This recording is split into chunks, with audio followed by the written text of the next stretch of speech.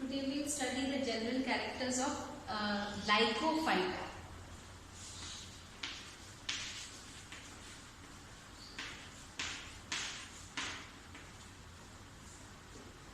There are two classes as we know.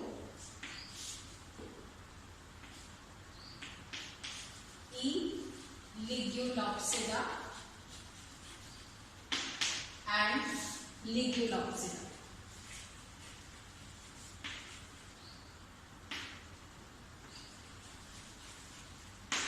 Okay. Now, in these both in this division Lycophyta, we have both extinct and living members. Most members are extinct. Living members are also present.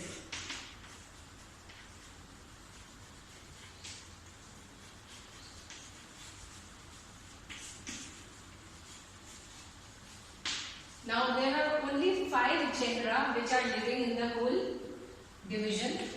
The 5 members are Lycopodium,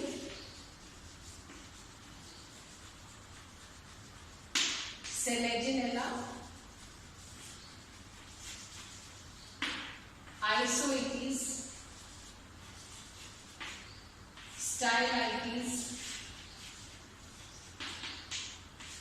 and Phyloglossum.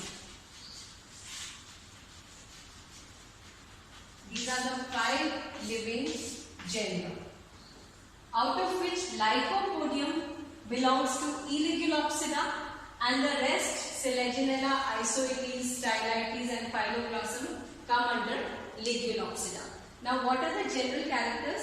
These also developed during the Devonian period of the Paleozoic era.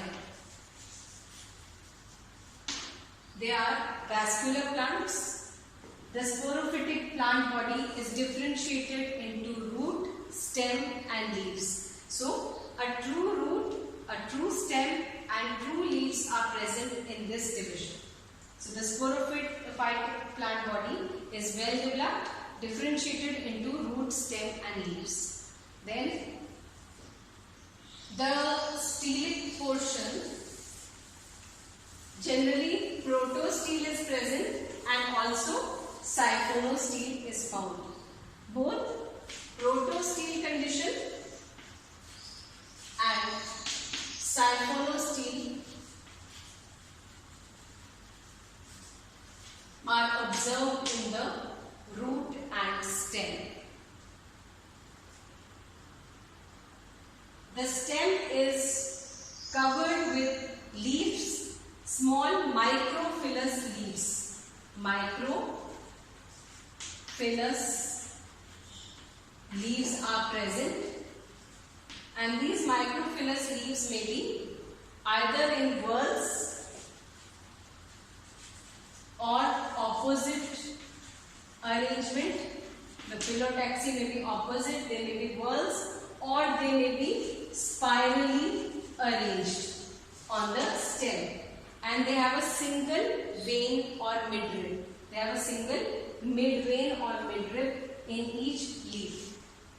Now, when we come to the stem has lot of leaf-like, microphyllous leaf-like structures. These leaves are present all over. They may be present spirally or they may be present in whorls. And at the apex of the stem portion, the apical portion or the apex has reproductive cone-like structures or strobili. Cones, strobili or cones are present on the tip or apex, and these strobili or cones may be either compact or loosely arranged. Okay. In addition, in Selaginella, there may be one thing in the siphonostele I can tell you, that the endodermis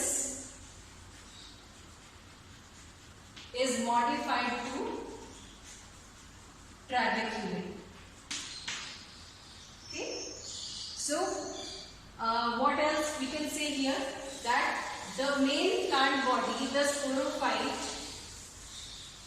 bears strobili at the apex.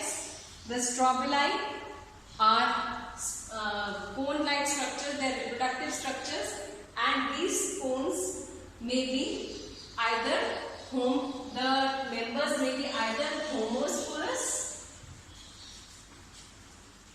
or heterosporous, because heterospory for the first time originated in Lycophyta, and that too in Selaginella. So Selaginella and Isoetes and Stylites, these three are heterosporous, and Lycopodium is homosporous. So you have Lycopodium and Selaginella in your syllabus. One is homosporous, the other is heterosporous. So you know heterosporous या विषम युग्मकी जो टेलोफाइट्स होते हैं उनमें दो प्रकार के बीजाणुधानी बनती है, गुरु बीजाणुधानी एंड लघु बीजाणुधानी धानी। लेकिन जो होमोस्पोरिक होते हैं उनमें एक ही प्रकार की बीजाणुधानी और एक ही प्रकार के बीजाणु बनते हैं। वहां पर विषम युग्मकी जो होते हैं उनमें गुरु और लघु बीजाणु दोनों प्रकार के बनते हैं। So both examples are seen in this group. Then we can say that those which are heterosporous have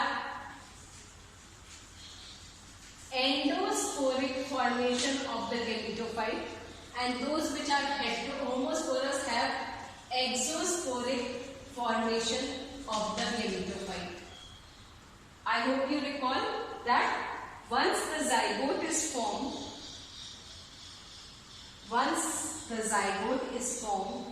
if it develops within the wall, it starts its division inside the spore wall, then it is known as endosporic. But where the division occurs once it is released from the spore wall, then it becomes exosporic. So homosporous pteridophytes are exosporic and heterosporous pteridophytes are endosporic. So this is what we find in the division Lycophyta. Isoetes is the member of pteridophyte where we find secondary growth. Otherwise, generally secondary growth is not observed in pteridophytes, but Isoetes shows secondary growth. This is also an important point which you should remember. And we will continue with the next division in the next class.